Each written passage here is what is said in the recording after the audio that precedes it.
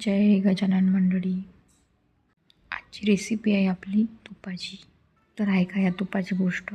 झालं असं की मी घरून आली तेव्हा आमच्या सासूबाईनं हा डब्बा दिला होता तुपाचा. गावरान तुपाचा डब्बा आहे बरा, अमूलचा नाही. डब्बाच अमूलचा आहे फक्त.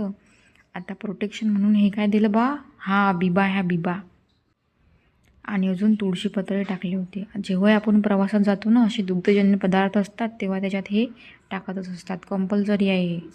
पोचली नाही घरी तर आला भाऊ सासूबाईचा फोन, म्हणे माझ्या लेकासाठी तुपातलं दिलं करजो. म्हटलं बरं घ्या. मग ती रेसिपीची विधी सासूबाईनं सांगितली फोनवर. काय करायचं, 2 वाट्या कणिकमध्ये थोडंसं दही टाका, मीठ टाका आणि साखरेचे दाणे टाका. म्हणजे त्यानं थोडंसं गोड गोड लागते. आणि ते कणिक पतली पतली भिजून घ्या. आणि मग एका कढईत तूप टाकून त्याच्यावर ते पतला गेलेला गोळा पसरून टाका आणि होऊ द्या मस्तपैकी छान मंद आचेवर.